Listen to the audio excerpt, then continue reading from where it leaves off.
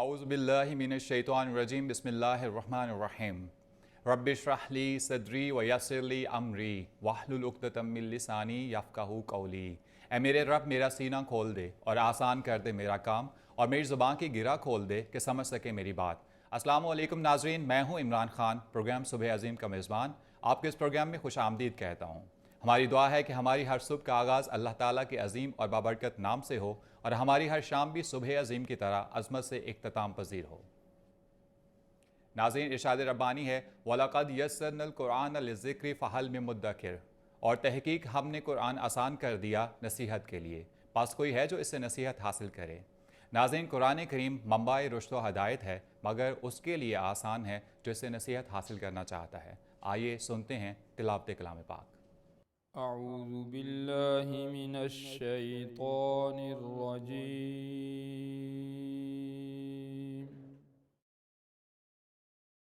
بسم اللہ الرحمن الرحیم۔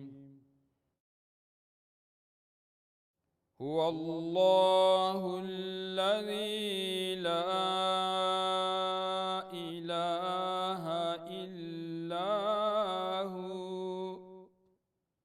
عالم الغیب والشہادہ هو الرحمن الرحیم۔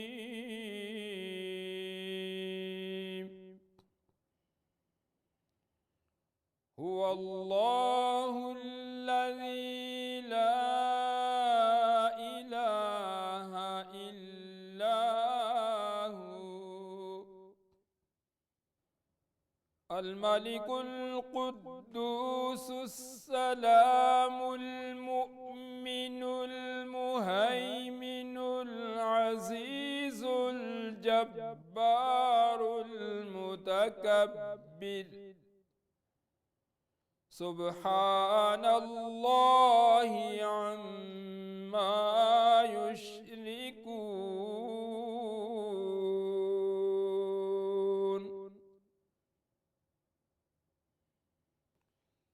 هو اللہ الخالق البارئ المصور، له الاسماء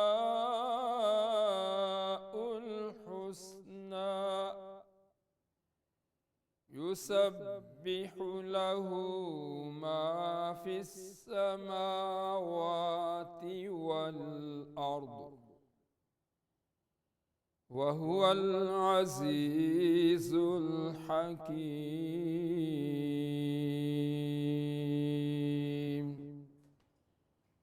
صدق اللہ العظیم، وصدق رسوله النبی الکریم الامین۔ ناظرین، ارشاد ربانی ہے وَأَقِیمُوا الصَّلَاةَ وَآتُوا الزَّکَاةَ، اور قائم کرو نماز اور ادا کرو زکوٰۃ۔ ناظرین، اسلام ایک مکمل ضابطۂ حیات ہے اور زندگی کے ہر شعبے میں انسانی رہنمائی کے لیے فطری اصول وضع کرتا ہے۔ ہم اپنے آج کے پروگرام میں بات کریں گے زکوٰۃ پر، جو اسلامی معاشرے میں معاشی استحکام کے لیے وضع کردہ اصولوں میں سے سب سے اہم اصول ہے۔ زکوٰۃ کے بارے میں رسول کریم صلی اللہ علیہ وسلم کا ارشاد گرامی ہے الزکوٰۃ کنطرۃ الاسلام، زکوٰۃ اسلام کا خزانہ ہے۔ اور اس پر بات کرنے کے لیے ہمارے ساتھ موجود ہیں ہمارے مستقل مہمان پروفیسر ڈاکٹر محمد عظیم فاروقی صاحب۔ آپ عرصہ 4 دہائیوں سے پاکستان کی مختلف یونیورسٹیز میں درس و تدریس کے حوالے سے اپنی خدمات سر انجام دے رہے ہیں۔ آپ ایک مستند علمی اور روحانی شخصیت کے طور پر جانے جاتے ہیں۔ ہماری خوش بختی ہے کہ آپ ہمارے ہر پروگرام میں مستقل مہمان کے طور پر ہمارے ساتھ موجود ہوتے ہیں۔ ہمارے آج کے دوسرے مہمان ہیں محمد سعید بابر صاحب۔ آپ ایک پرائیویٹ فرم میں CFO کے طور پر اپنی خدمات سر انجام دے رہے ہیں۔ ناظرین، ہم اپنے دونوں معزز مہمانان گرامی کو پروگرام صبح عظیم میں خوش آمدید کہتے ہیں اور بلا تاخیر سوالات کی جانب بڑھتے ہیں۔ پروفیسر ڈاکٹر محمد عظیم فاروقی صاحب، آپ سے ہمارا پہلا سوال یہ ہے کہ قرآن و حدیث میں زکوٰۃ کے بارے میں کیا تعلیمات و احکامات ملتے ہیں اور اس کے مصارف کون کون سے ہیں؟ بسم اللہ الرحمن الرحیم۔ عمران خان صاحب، بہت شکریہ آپ کا، ویلکم سر۔ اور اور ٹی وی چینل کی ساری انتظامیہ کا بھی، جن کے ذریعے ہم اسلام کی ابدی اور لازوال تعلیمات کو اللہ کی مخلوق تک پہنچا رہے ہیں۔ زکوٰۃ بنیادی طور پر یہ اسلام کے 5 بنیادی ارکان میں سے ایک لازمی رکن ہے، جیسا کہ حضور علیہ السلام نے فرمایا کہ بنی الاسلام علی خمس، اسلام کی بنیاد 5 چیزوں پہ ہے: شہادت لا الہ الا اللہ وان محمد رسول اللہ، و اقام الصلاۃ و ایتاء الزکوٰۃ و صوم رمضان و حج البیت۔ تو یہ ایک لازمی رکن ہے، اور قرآن مقدس میں جہاں جہاں اللہ تعالیٰ نے نماز کا حکم دیا ہے تو 70 سے زیادہ جگہوں پہ نماز کے ساتھ زکوٰۃ کا بھی حکم دیا ہے۔ اس سے اس کی اہمیت کا بھی پتہ چلتا ہے، اور حضور علیہ السلام کا فرمان ہے کہ لا صلاۃ الا الزکوٰۃ اور لا زکوٰۃ الا الصلاۃ، جو زکوٰۃ نہیں دیتا اس کی کوئی نماز نہیں، اور جو نماز نہیں پڑھتا اس کی کوئی زکوٰۃ نہیں۔ یعنی یہ دونوں کو آپ علیہ السلام نے لازم و ملزوم قرار دیا ہے۔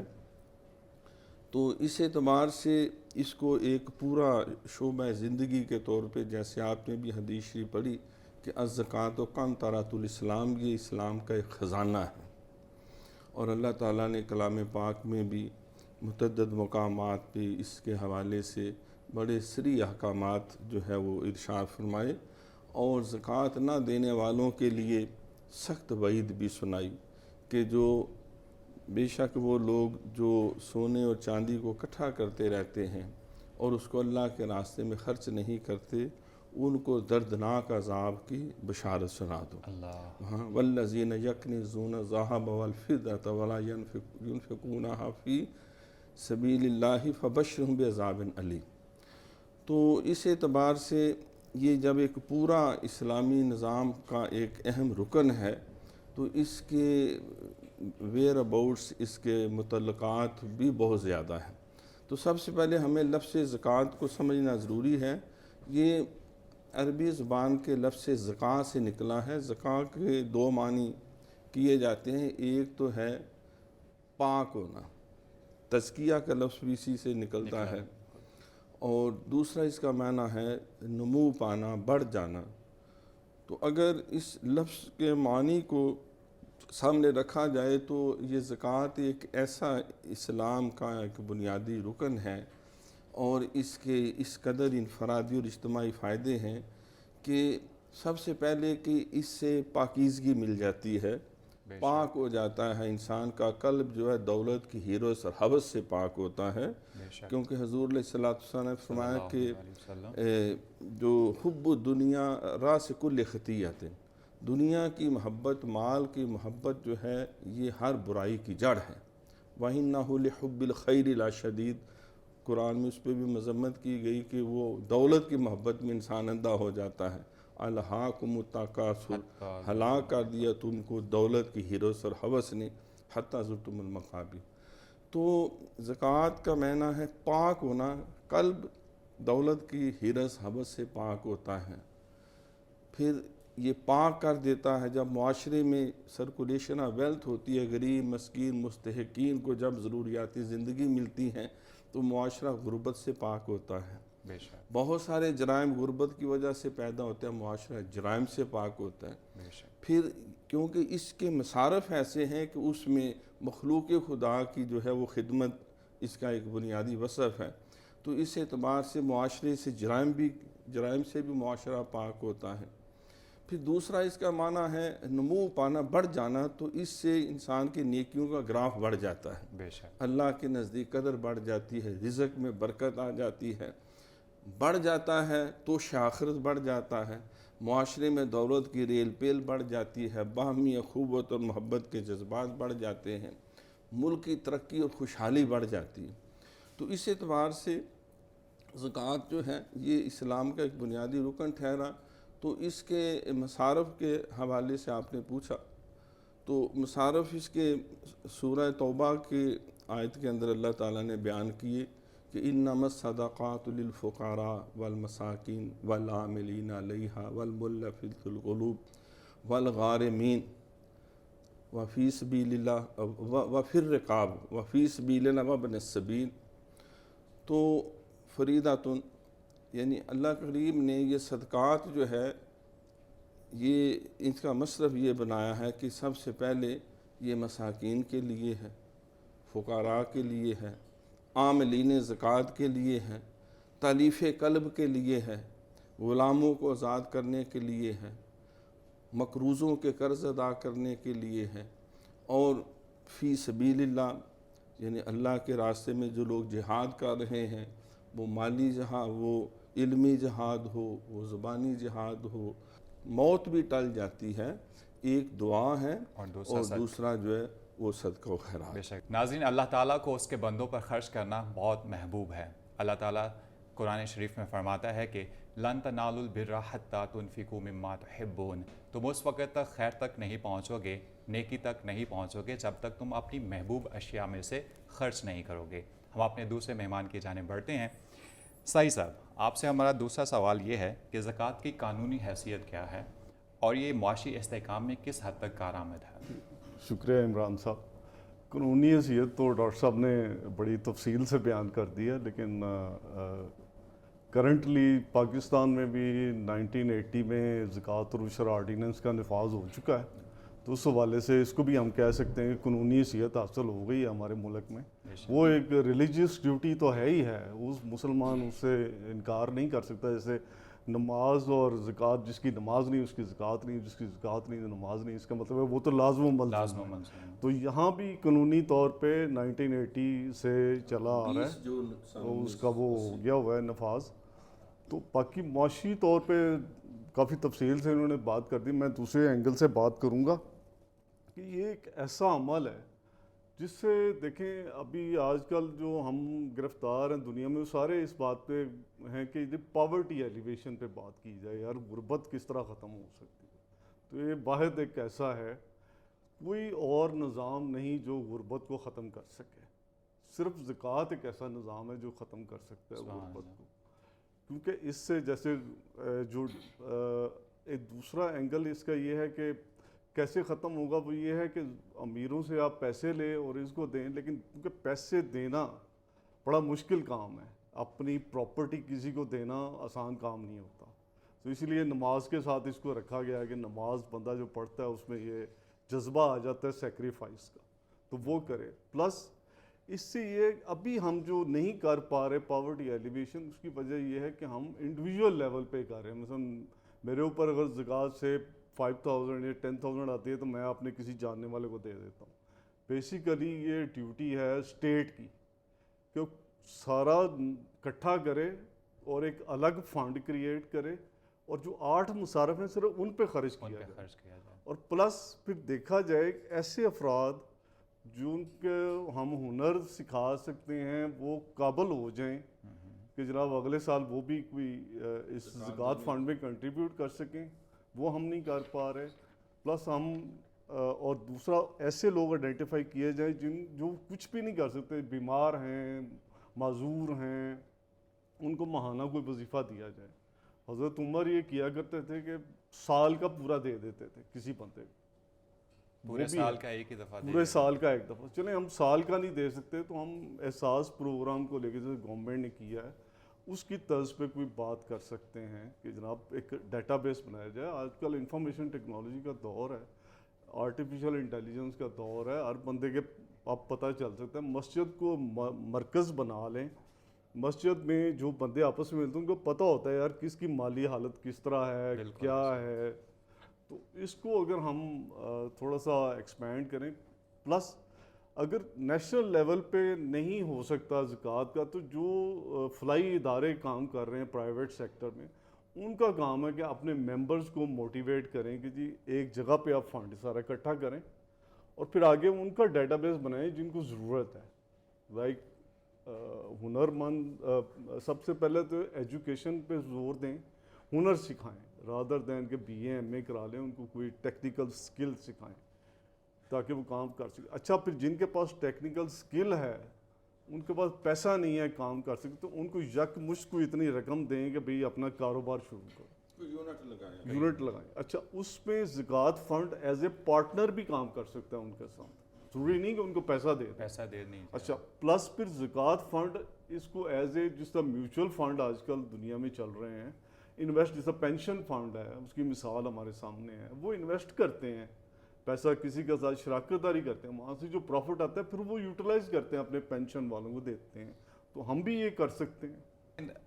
بلا شبہ اسلام نے زکوٰۃ کو فرض کیا ہے، اور رسول کریم صلی اللہ علیہ وسلم کا ارشاد گرامی ہے کہ انہی مسلمانوں میں سے جو امیر ہیں، جو دولت مند ہیں، ان سے لیا جائے، اور انہی مسلمانوں میں سے جو غربا ہیں ان میں تقسیم کر دیا جائے۔ گفتگو کا سلسلہ بھی جاری ہے، مگر وقت ہو ایک چھوٹے سے وقفے کا، ملتے ہیں وقفے کے بعد۔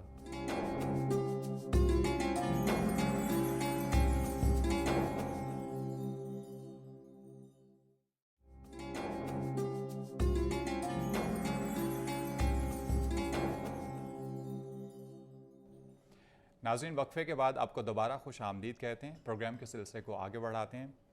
ڈاکٹر صاحب، آپ سے ہمارا اگلا سوال یہ ہے کہ زکوٰۃ ادا کرنے کے کچھ آداب بھی قرآن و حدیث میں ہمیں ملتے ہیں، ہماری رہنمائی کیجیے۔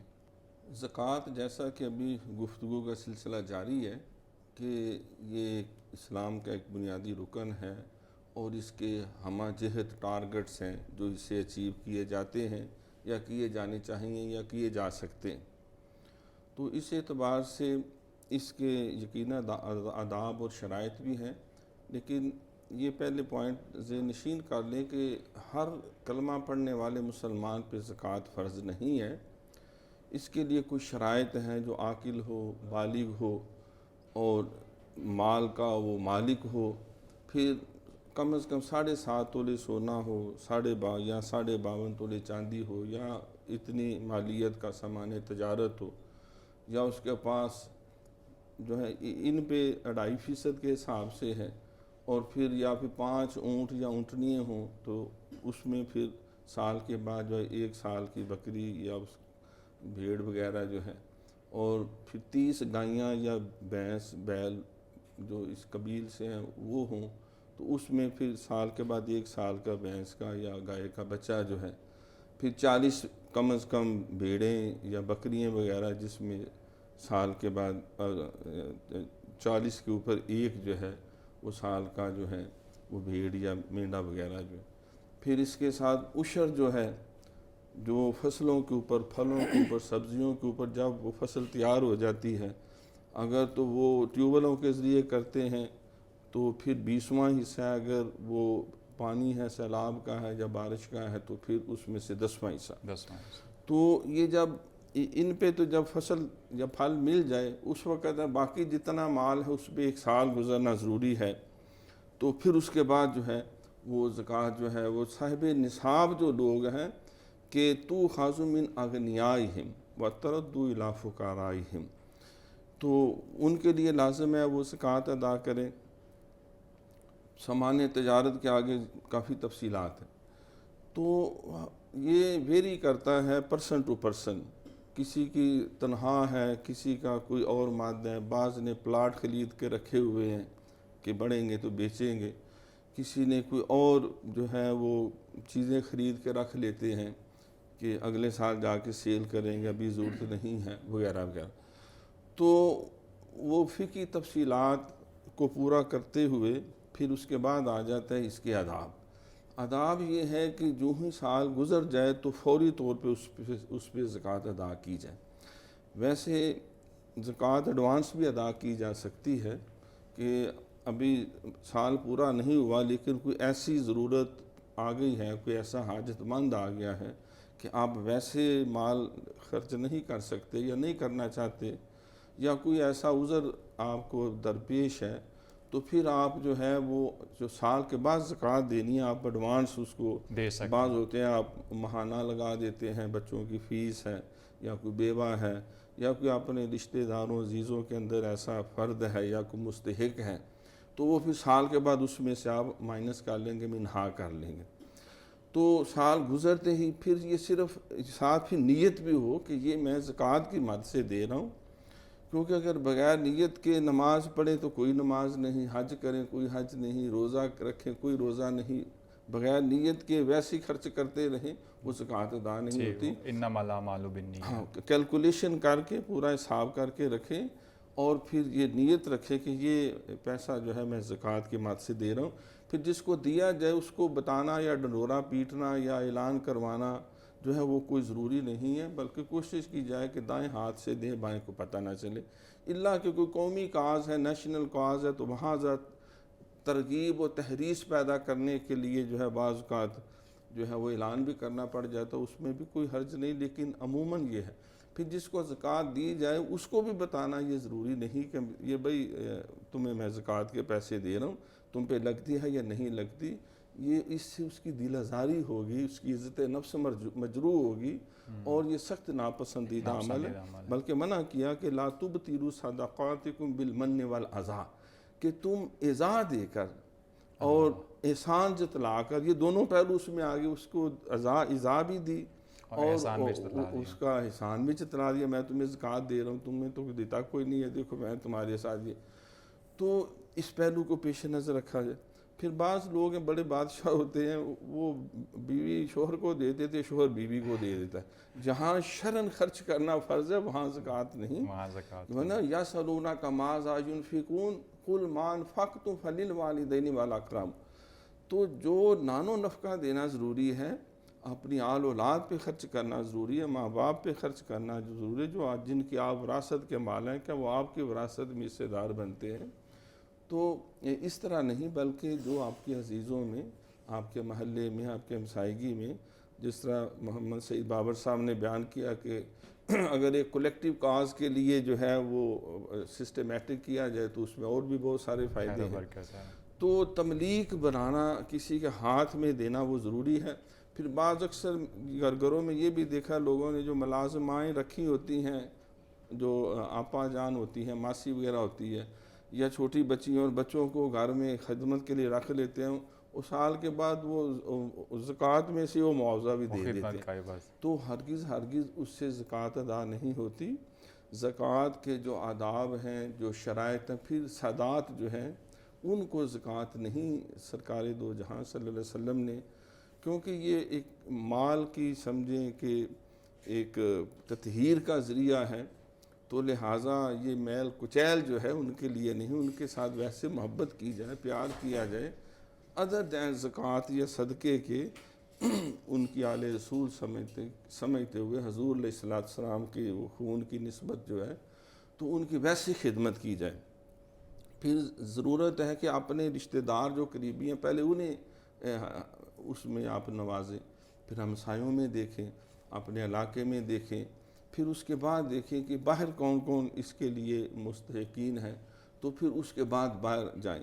بعض کا حکومتیں جو ہیں وہ خود بخود وہ کاٹ لیتی ہیں جو بینک میں پیسے ہیں، تو چلو بینک میں جو موجود ہے اس سے تو ادا ہوگی، لیکن اس کے علاوہ جو زیورات ہیں، جیولری ہے گھروں میں ہے، یا سامان تجارت ہے، یا کیش وغیرہ ہے، یا بعض لوگوں نے پرائز بانڈز خرید کے رکھے ہوتے ہیں، وہ ایک علیحدہ بحث اور گفتگو ہے۔ بہرحال ساری مدوں میں جو پیسہ دینا جس کا انسان مالک ہے، جس پورا سال گزر جاتا ہے اور اس میں سے کوئی تصرف کرنے کی اس کو حاجت نہیں ہوتی، تو سال گزرنے کے بعد اس میں سے زکوٰۃ ادا کرنا وہ لازم اور ضروری ہو جاتا ہے۔ دل ایسا ہو جو کہ دوسروں کی عزت نفس کو مجروح نہ کرتا ہو، اور مال ایسا ہو جو کسی حرام طریقے سے نہ کمایا گیا ہو۔ ہم اپنے دوسرے مہمان کی جانب آتے ہیں۔ بابر صاحب، آپ سے ہمارا اگلا سوال یہ ہے کہ زکوٰۃ اور ٹیکس میں فرق کیا ہے؟ ہمارے ہاں بہت سے لوگ کہتے ہیں زکوٰۃ دے دی تو ٹیکس ہو گیا، ٹیکس ہو گیا تو زکوٰۃ ہوگی، کیا ایسا ہی ہے یا بات اس کے صرف کچھ مختلف ہے؟ دیکھیں، زکوٰۃ بھی سارٹ آف اے ٹیکس، لیکن بہت فرق ہے دونوں میں۔ جو مطلب اس میں زکوٰۃ میں دیکھیں کہ مصارف کیٹیگوریکلی بیان کیے گئے ہیں، جی بالکل، جبکہ اسٹیٹ جو ٹیکس وصول لائک انکم ٹیکس کی اگر ہم اگزامپل لیں تو اس کا کوئی وہ ان کی اپنی ثواب دی فکسڈ مصارف نہیں ہے، فکس مصارف نہیں، جہاں مرضی وہ اسپینڈ کریں۔ پلس پھر زکوٰۃ کے بینیفٹس ہیں، اس کے نقصانات ہیں۔ مطلب زکوٰۃ ایک طرف سے دیکھیں ٹیکس کی بجائے وہ یہ ہے کہ سرکولیشن آف ویلتھ ہو جاتی ہے۔ سرکولیشن آف ویلتھ ہے۔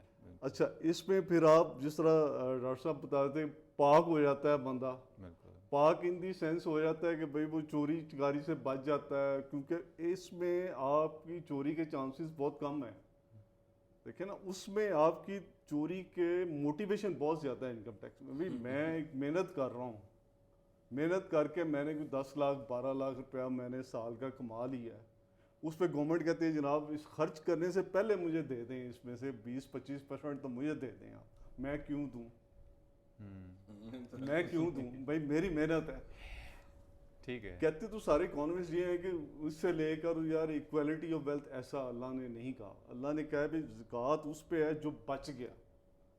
یعنی آپ نے 12 لاکھ کما لیا، آپ اپنے مرضی سے خرچ کرو، وہ ایک الگ بحث ہے کہ اللہ نے موٹیویشن دیا ہے خرچ ذرا کم کرو، ویسٹ فل ایکٹیویٹیز میں نہ جاؤ، ایکسٹرا ویگنٹ لیونگ نہ کرو، وہ ایک الگ چیز ہے.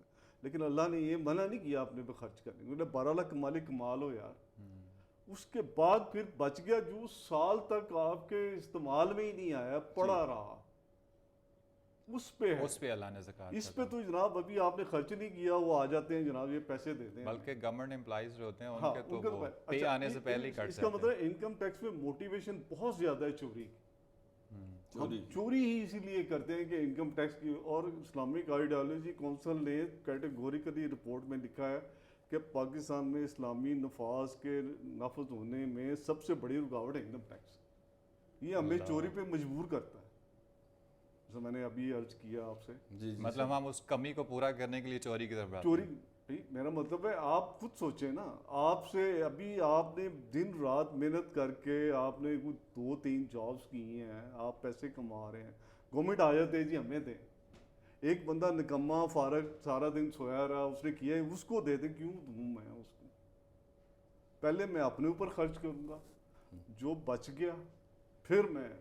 آپ یہ کہنا چاہ رہے ہیں کہ زکوٰۃ اس لحاظ سے بہتر ہے کہ وہ جو بچ جائے اس پہ دینے کا حکم ہے، لیکن ٹیکس میں یہ مسئلہ ہے کہ وہ ابھی آپ نے کمایا ہے، لگایا بھی نہیں، تو اس سے پہلے دینا اچھا، پھر دوسرا اس کی جو اکاؤنٹیبلٹی ہے وہ ڈیفیکلٹ ہے انکم ٹیکس کی بنسبت، کیونکہ ویلتھ پہ ہے.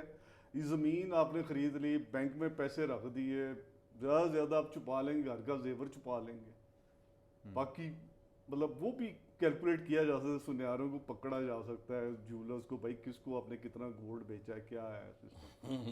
لیکن اس میں چونکہ بہت اس میں لوپ ہولز ہیں، اس کو پکڑنا ڈیفیکلٹ ہے، مشکل ہے. بالکل. اب دوسری طرف ہم آ جاتے ہیں کہ جناب اور ٹیکس، تو اس میں اسلام نے بالکل منع نہیں کیا. زکوٰۃ بھی ایک ٹیکس ہے، پر زکوٰۃ کے ایک سرٹن مصارف ہیں، لائک ڈیفینس اس میں نہیں آتا. تو ڈیفینس کے لیے آپ کو ایک سرٹن اماؤنٹ کی ضرورت ہے. حضرت عمر نے اس میں پہلے تو جہاد فی سبیل اللہ تھا، بعد میں فوج بنی. حضرت عمر نے باقاعدہ پہلی دفعہ بیت المال کا قیام ہوا، تو اس کے لیے سارا پھر خزانے کے ممبر لائے گئے، 3 حصوں میں تقسیم کیا گیا، پھر جزیہ، خراج وغیرہ وغیرہ ٹیکس. تو اس میں کوئی تمام امہ کا اس میں اجماع ہے کہ ٹیکس لگایا جا سکتا ہے ضرورت کے تحت. اس میں آپ کو جسٹیفائی کرنا پڑے گا ضرورت کہ کہاں استعمال ہو رہے ہیں. کہاں استعمال. جی ناظرین، زکوٰۃ، یہ بات یاد رہے کہ زکوٰۃ اللہ کی طرف سے فرض کردہ ایک مالی عبادت ہے اور ٹیکس ایک انتظامی امور میں سے ہے. ان دونوں کا فرق بہرحال ہے اور اس فرق کو روا رکھنا چاہیے. گفتگو کا سلسلہ بھی جاری ہے. وقت ہوا ایک چھوٹے سے وقفے کا، ملتے ہیں وقفے کے بعد.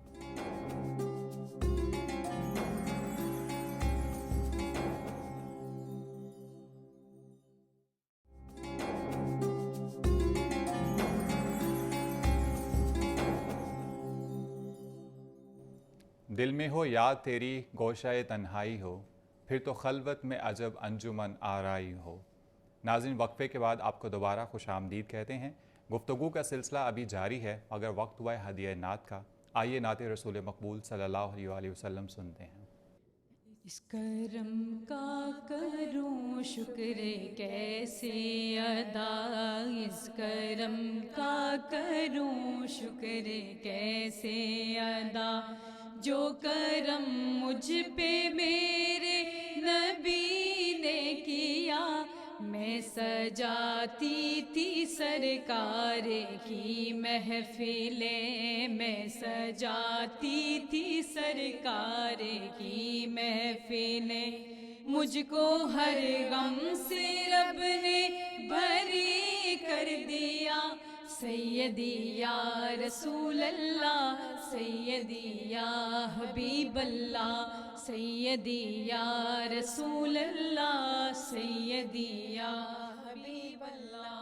ذکر سرکار کی ہے بڑی برکتیں، ذکر سرکار کی ہے بڑی برکتیں، مل گئی عزت راحتیں عظمتیں، میں گناہ گار تھی بے عمل تھی مگر، میں گناہ گار تھی بے عمل تھی مگر، مصطفیٰ نے مجھے جنتی کر دیا، سیدی یا رسول اللہ، سیدی یا حبیب اللہ، سیدی یا رسول اللہ، سیدی یا حبیب اللہ، لمحہ لمحہ ہے مجھ پہ نبی کی عطا، لمحہ لمحہ ہے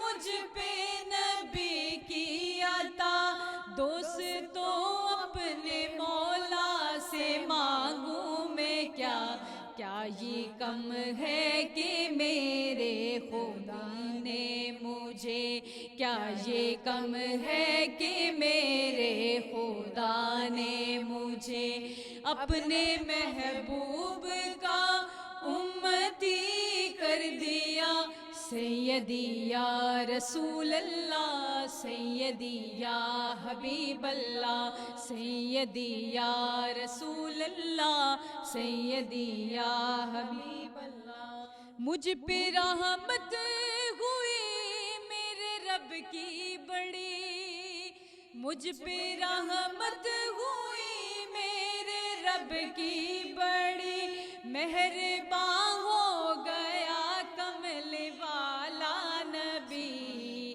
پڑھ کے سوئی درود ان پہ میں جس گھڑے، پڑھ کے سوئی درود ان پہ میں جس گھڑی، پھر زیارت مجھے آپ کی ہو گئی، سیدی یا رسول اللہ، سیدی یا حبیب اللہ، سیدی یا رسول اللہ، سیدی یا حبیب اللہ، سیدی یا رسول اللہ، سیدی یا حبیب اللہ۔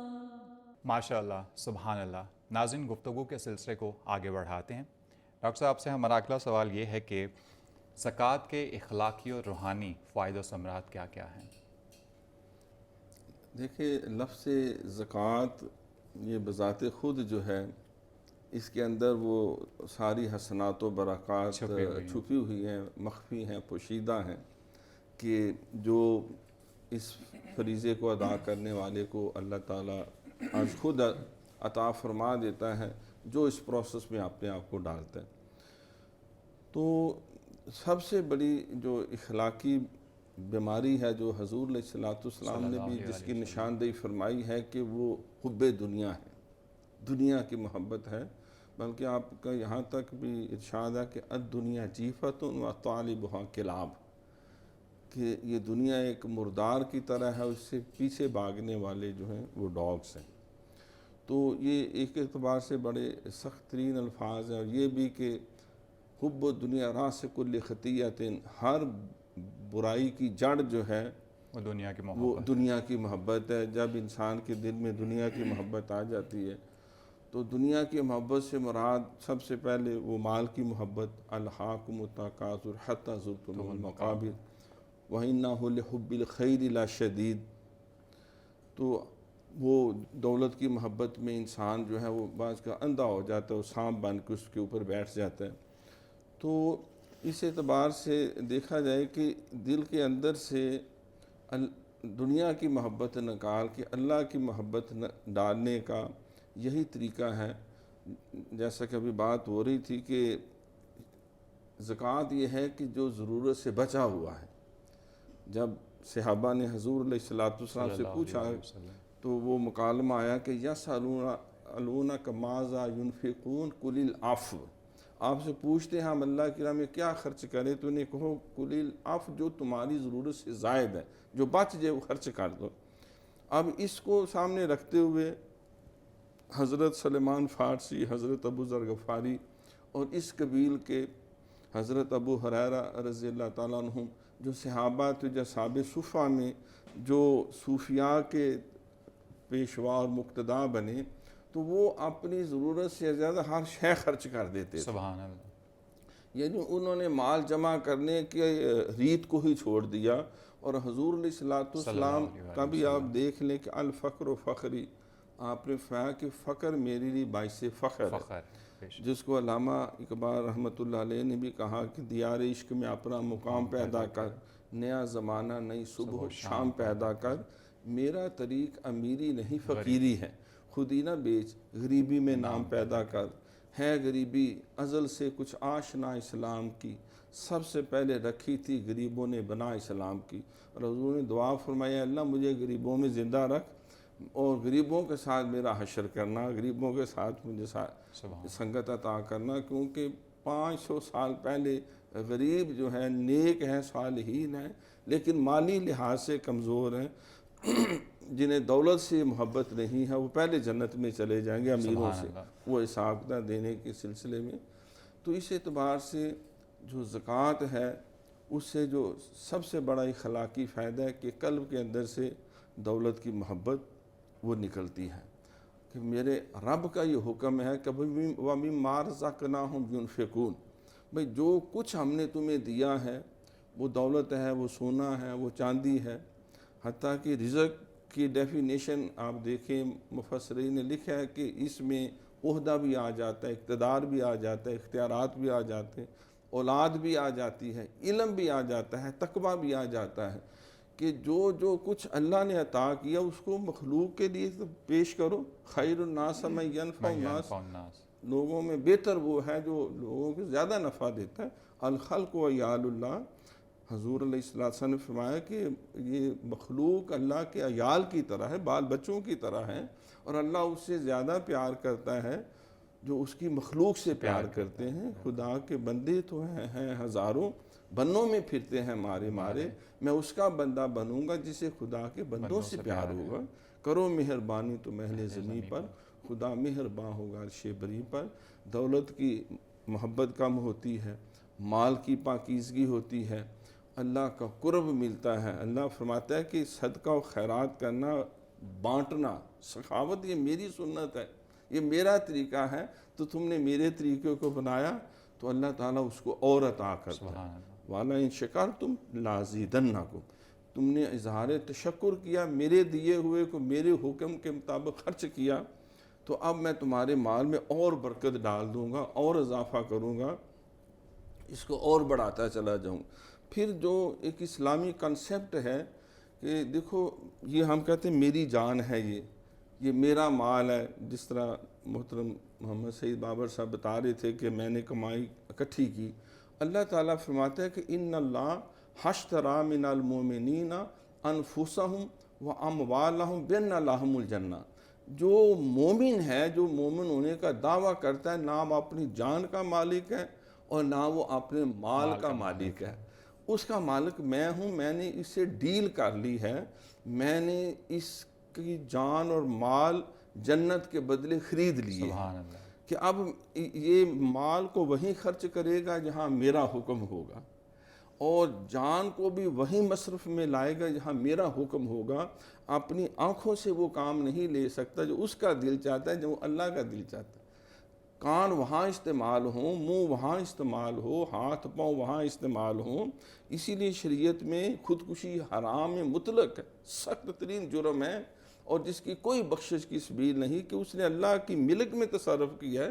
بھائی جسم تمہارا نہیں تھا، یہ تو اللہ اس کا مالک تھا، تو تم نے اپنی آنکھ کو کیوں نقصان دیا، اپنے جسم کو کیوں نقصان دیا. تو اس اعتبار سے دیکھا جائے تو زکوٰۃ تو بہت چھوٹی سی بات ہے. وہ تو کہتے ہیں کہ جان دی ہوئی اسی کی تھی، حق تو یہ ہے کہ حق ادا نہ ہوا، مجھے خاک میں ملا کر میری خاک بھی اڑا دے، تیرے نام پہ مٹا ہوں، مجھے کیا غرض نشان سے.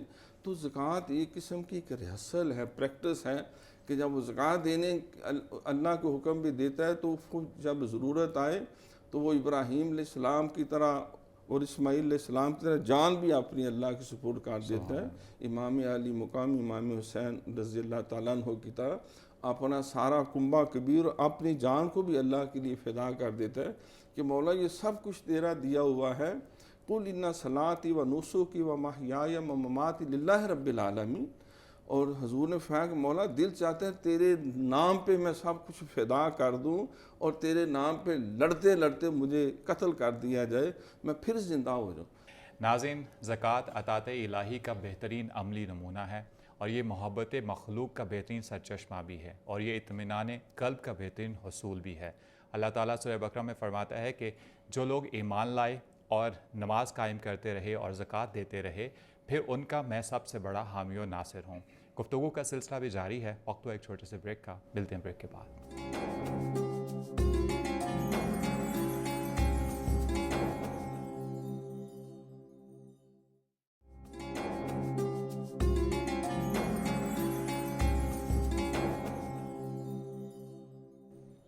ناظرین، وقفے کے بعد آپ کو دوبارہ خوش آمدید کہتے ہیں. اپنے آخری سوال کی جانب بڑھتے ہیں جو کہ ہمارا اپنے دونوں معزز مہمانان گرامی سے ہوتا ہے.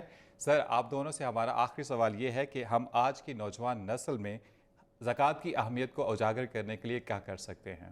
اس میں اس طرح دیکھیں، نوجوان نسل ہمارا فیوچر ہے اور فیوچر کو اگر ہم ٹھیک کرنا چاہتے ہیں، اس کو بہتر بنانا چاہتے ہیں تو آج بات کرنی پڑے گی. امریکن پروفیسر ہے وجے گووندر راجن، اس کا کہنا ہے جی 10 سال بعد آپ نے جو کرنا ہے نا، جو 10 سال بعد آپ چاہتے ہیں کہ ہم بنے تو آج سے شروع آج اس کرتے کو ہیں. پلان کر لیں. تو اگر ہم چاہ رہے ہیں کہ جیسا ہم بات کر رہے تھے کہ پاورٹی ایلیویشن پہ کام کریں، غربت کو مٹائیں، کیونکہ غربت بہت ساری برائیوں کا پھر جڑ ہے آگے، پھر معاشرتی برائیاں سر نے بڑی تفصیل سے اس پہ بات کی ہے. تو اگر ہم یہ چاہ رہے ہیں تو اس پہ ضروری ہے کہ نوجوان نسل کو بتایا جائے زکوٰۃ کی اہمیت. جس طرح اس کو سٹارٹ لیا جائے کہ بھئی اسلام 5 ارکان پہ ہے، اس میں تیسرا رکن یہ ہے زکوٰۃ ہے. اہم ترین، نماز کے بعد ہی اس کا ذکر ہے. اور قرآن میں جہاں نماز کا ذکر 70 ہے ٹائمز آپ نے بھی بتایا ہے کہ جناب وہ کٹھا ذکر ہے دونوں اکٹھا کا. ذکر ہے. اس کا مطلب ہے نہ وہ اس کے بغیر ہے نہ وہ اس کے نہ بغیر اس ہے، کے دونوں لازموں دونوں لازم کٹے ہیں بالکل. تو بات بنے گی. تو اس کا طریقہ یہ، ایک تو یہ جس طرح آپ پروگرام کر رہے ہیں، نمبر 1. دوسرا طریقہ ہے کہ جس طرح کالجز میں وغیرہ تقریری مقابلے ہوتے ہیں، اس پہ کوئی کام کیا جائے، آرٹیکل لکھے جائیں، رسالہ نکلتے ہیں.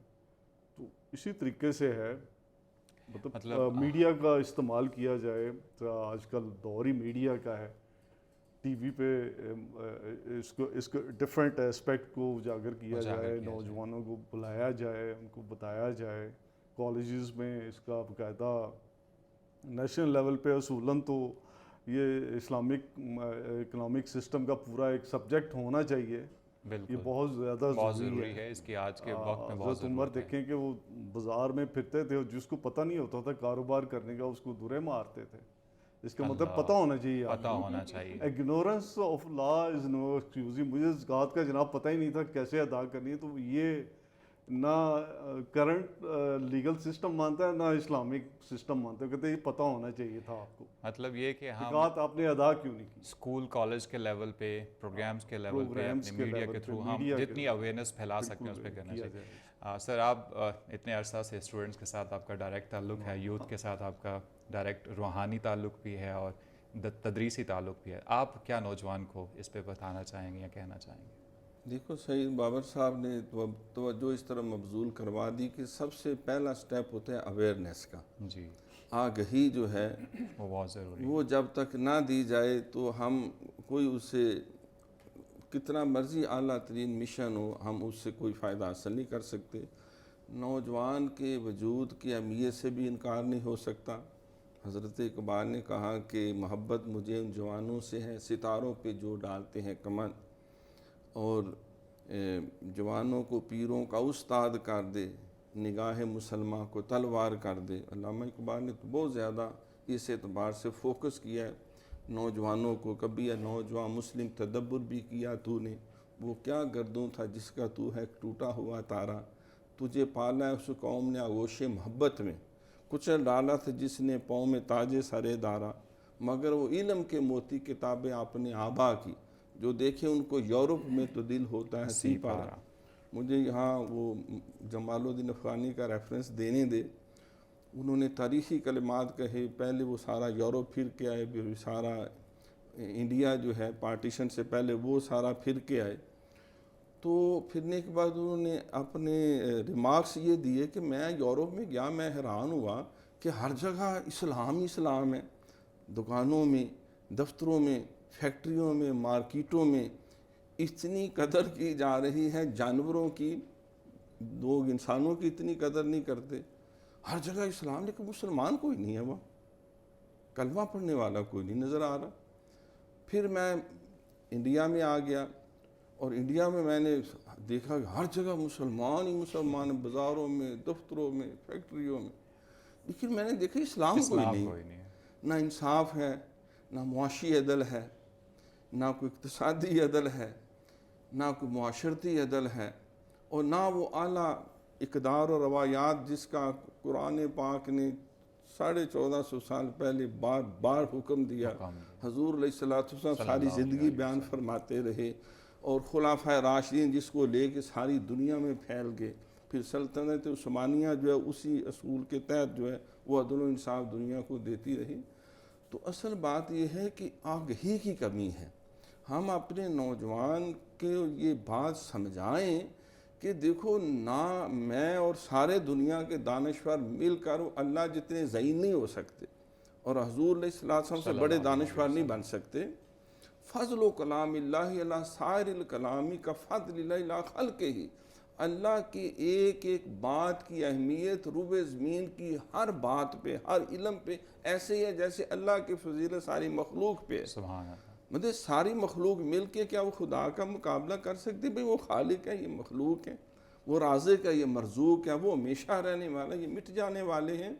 اور وہ علیم و حکیم ہے. لہ الاسماء الحسنی, ہر خوبی اللہ تعالیٰ کو زیبا ہے, سربری زیبا فقط اس ذات بے ہمتا کو ہے. حکم راہ کہ وہی باقی بتانے حاضری. تو وہ جو بات کہہ رہا ہے, آخر قرآن میں 70 سے زیادہ جگہ پہ نماز کے ساتھ اٹیچ کیا, اور علیحدہ بھی کتنی جگہ ذکر کیا. اور حضور علیہ السلام انگنت حدیث ہیں. چاروں فقہائے اسلام جو ہیں ان کی تعلیمات دیکھیں, ائمہ کرام کی دیکھیں, اور خود اہل بیت اطہار کی ساری سیرت اور کردار دیکھیں. لٹا دینا, مخلوق میں تقسیم کرنا, اور ہر ایک کو معاشرے میں مفید رکن بنا کے ساتھ لے کے چلنا, یہ ان کی تعلیم کا مرکز و محور ہے. تو زکوٰۃ کی حقیقی جو افادیت ہے اور اس کے جتنے بھی ٹیکنیکلٹیز ہیں ان سے ہم نوجوان نسل کو آگاہ کریں, کیونکہ ان میں جذبہ زیادہ ہوتا ہے. میں نے دیکھا نوجوان چھوٹی چھوٹی جماعتیں, تحریکیں بناتے ہیں. مثلا وہ یہ کوشش کرتے ہیں یار جو بچیوں کے جہیز نہیں دیے جاتے, چلو کچھ شادیوں کو سلسلہ شروع کرے. کوئی کہتی ہیں کہ یہ جن کے گھروں میں اچھا کھانے کریں, ہوٹلوں سے بچا ہوا کھانا اکٹھا کر کے وہ تقسیم کریں. وہ دکھی انسانیت کی خدمت کے جذبے سے زیادہ سرشار ہے اس بنیا فطرت انسان سے جو صرف سانپ بن کے دولت پہ بیٹھا ہوا ہے. اگر انہیں یہ بات سمجھا دی جائے نوجوان کو کہ زکوٰۃ ایک ایسا زبردست سسٹم ہے, اگر تم اپنے ماں باپ کو, اپنے چچا کو, اپنے انکل کو, اپنے باس کو, جہاں تک آپ کی آواز جا رہی ہے, ان کو یہ سمجھائیں کہ یہ ٹیکسوں کے چکروں سے نکلو تم, اور یہ جو کھانوں کی سبیلیں لگا رہے ہیں جگہ جگہ, جی کھانا کھائیں, مفت آ کے کھائیں, ہسپتالوں میں کھانا بانٹ رہے ہیں, تو وہ 50 لاکھ کا ٹیکس بچا کر, زکوٰۃ بچا کر, جو 2 لاکھ روپے ہسپتالوں میں کھانا بھیج دیا اور اپنی نیکی کا بھی ڈنکا بجا لیا اور خوب موجیں بھی کر لیں, اس کی کوئی حیثیت نہیں.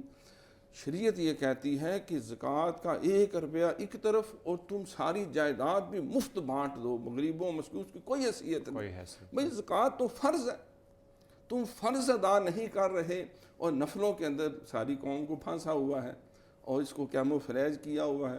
مطلب کسی کی ہم نیت پہ شک نہیں کرتے, لیکن جو اوورآل دیکھنے میں آیا ہے کہ حرام کی کمائی, وہ ہم کہتے ہیں اس سے, بلکہ وہ ہے لطیفے والی بات ہی, اب بندہ کہے بغیر رہ بھی نہیں سکتا. پتہ چلا کہ حکومت نے کوئی پالیسی ایسی بنائی ہے, وہ کہہ رہی ہے کہ یہ جو مساجد کی, مدارس کی, مزارات کی اور امور خیر میں جو مال خرچ کرتے ہیں وہ اس کا چین بتائیں، وہ پیسے انہوں نے کہاں سے لے کے تو کہاں وہ خرچ کریں۔ ناظرین، محبت الہی کا سب سے پہلا زینہ محبت مخلوق ہے۔ رسول کریم صلی اللہ علیہ وآلہ وسلم کا ارشاد گرامی ہے، جو اللہ کے بندوں پر رحم نہیں کرے گا اللہ ان پر رحم نہیں کرے گا۔ زکوٰۃ جہاں معاشرے کی فلاح کا ضامن ہے، وہاں خدا کی رحمت کا ذریعہ کا حصول بھی ہے۔ اللہ تعالیٰ فرماتا ہے، میری رحمت نے ہر چیز کو ڈھانپ رکھا ہے، اور جو میرے رستے میں دیتا ہے میں اپنی رحمت اس کے نام پر لکھ دیتا ہوں۔ اللہ تعالیٰ سے دعا ہے کہ وہ ہمیں اور ہماری اولادوں کو اس کے محتاج بندوں کی ضرورت پوری کرنے کا ضامن بنائے۔ آمین ثم آمین۔ ناظرین، پروگرام سے متعلق اپنی قیمتی آراء سے ہمیں ضرور آگاہ کیجیے گا۔ آپ ہمارے معزز مہمانان گرامی سے رہنمائی بھی حاصل کر سکتے ہیں۔ ہمارا ای میل ایڈریس اسکرین پر نمایاں ہو رہا ہے۔ پروگرام کے آخر میں آپ محظوظ ہوں آج کے منتخب شدہ کلام سے، اور ہمیں دیجیے اجازت۔ انشاءاللہ اگلے پروگرام میں پھر آپ سے ملاقات ہوگی۔ اللہ حافظ۔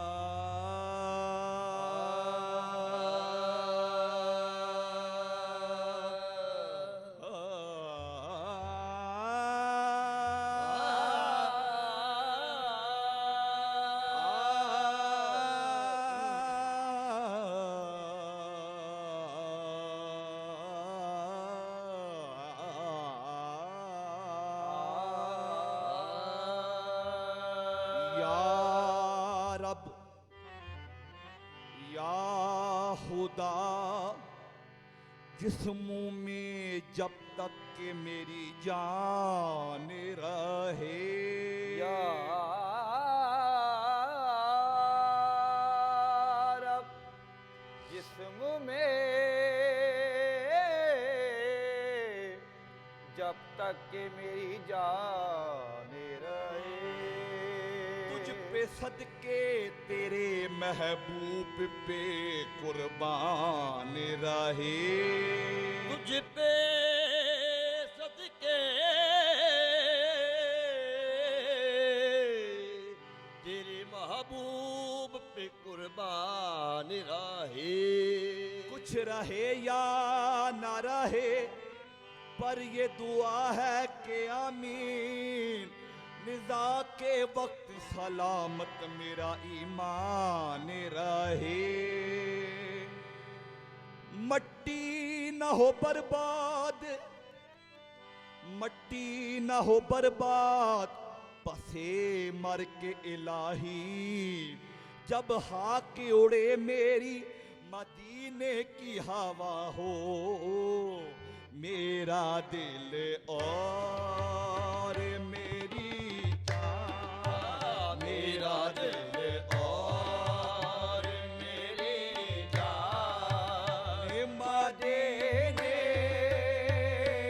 والے، میرا دل اور میری جان، مدینے والے، میرا دل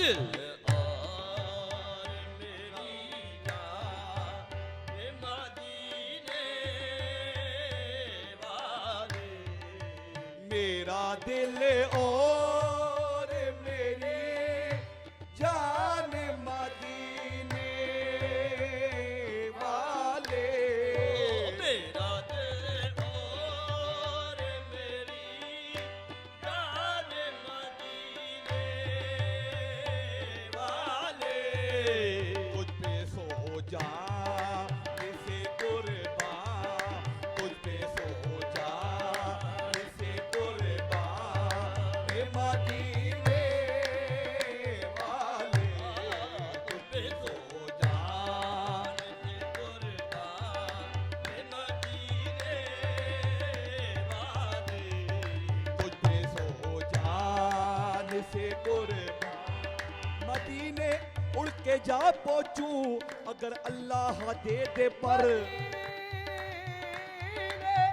اڑ کے جا پہنچوں اگر اللہ دے دے پر تڑپ کر جان دے دوں گا میں اس آقا کے روضے پہ تجھ پہ سو جان سے قربان مدینے والے تجھ پہ سو جان سے قربان مدینے والے اس نے بھی مدینہ دیکھ لیا اس نے بھی مدینہ دیکھ لیا سرکار کبھی تو میں بھی کہوں میں نے بھی مدینہ دیکھ لیا تجھ پہ سو جان سے قربان مدینے والے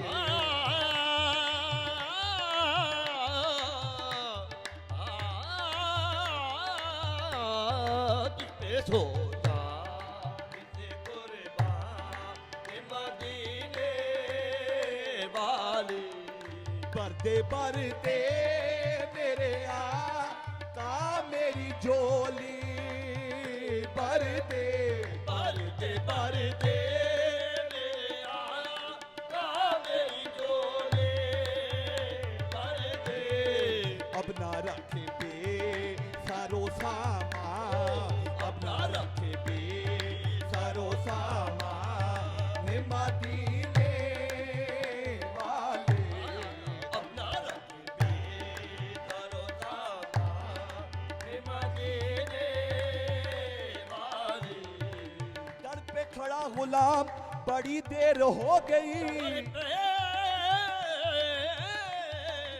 کھڑا غلام بڑی دیر ہو گئی آیا نہ میرا نام بڑی دیر ہو گئی اب نہ رکھ دے سرو سامان مدینے والے اب نہ رکھ دے سرو سامان مدینے والے آڑ آتی ہے تیری ذات ہر کے دکھی آکے آڑ آتی ہے میری آڑ آتی ہے آتی ہے تیری ذات ہر کے دکھی آکے میری مشکل بھی ہو آسان میری مشکل بھی ہو آسان مدینے والے میری مشکل بھی ہو آسان مدینے والے سگے طیبہ مجھے سبے کہہ کے پکارے بے دم سگے طیبہ مجھے سبے کہہ کے پکارے بے دم یہی رکھنا میری پہچان یہی رکھنا میری پہچان مدینے والے یہی رکھنا میری پہچان مدینے والے میرا دل اور میری جان मदीना